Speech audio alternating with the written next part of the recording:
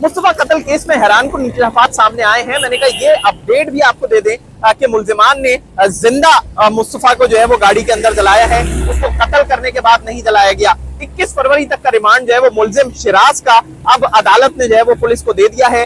उसमें जो है वो मुलजिम से मजीद इन्वेस्टिगेशन की जाएगी। आज केस के दौरान जो है वो इस केस में पहले से गिरफ्तार होने वाले मुलजिम अरगमान के जो वालिद हैं कामरान, उन्होंने अदालत में बहुत शोर शराबा किया और जज के चैम्बर में भी जाने की कोशिश की। इस दौरान जब पुलिस एहलकारों ने कामरान को जो है वो रोका है तो बाकायदा उन्होंने धमकी भी दी कि तू सिस्टम से लड़ रहा है। पुलिस एहलकार को ये धमकी भी दी है, ये भी आपको सुनवाते हैं।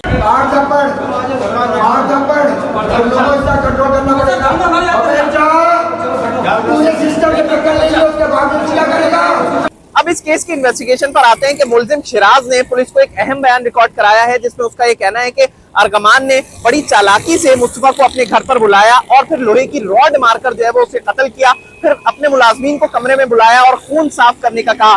मुलजिम शिराज ने ये तक बताया है कि उन्होंने मुस्तफा के हाथ और पैर बांधे, मुंह पर टेप लगाया और उसे मुस्तफा को उसकी अपनी ही गाड़ी में, जो जिस रंग की गाड़ी में वो सवार होकर आया था, उसी गाड़ी में उसकी डिग्गी में डाला और फिर वो उसे बलूचिस्तान ले गए। बलूचिस्तान ले जाने के बाद धोरा जी के इलाका है, वहां पर इन्होंने गाड़ी को जो है वो पार्क किया और उस गाड़ी को जो है वो फिर आग लगा दी है और तकरीबन 2 घंटे तक उसके बाद ये पैदल चलते रहे हैं। किसी ने इनको लिफ्ट नहीं दी है। वहां से उन्होंने जो है वो एक प्राइवेट टैक्सी की तरह जो है वो एक गाड़ी को जो है वो रोका है और फिर उसको पेमेंट दी है और फिर उसने जो है वो इनको कराची में जो है वो उतारा है और फिर ये अपने घरों को वापस लौट गए हैं। मुलजिम शिराज ने ये भी बताया है कि ये सारा मामला एक लड़की का है, जिस पर अरगमान और मुस्तफा का जो है वो झगड़ा चल रहा था कि कौन उससे जो है वो दोस्ती रखेगा। मकतूल मुस्तफा आमिर की वालिदा की जानिब से भी यही बयान दिया जा रहा है कि ये मामला एक लड़की का था जिस पर ये सारा झगड़ा शुरू हुआ है, लेकिन पुलिस जराये का कहना है कि इसमें इस झगड़े में कुछ पैसों का लेन देन भी शामिल है, जिसकी पुलिस तहकीकात कर रही है।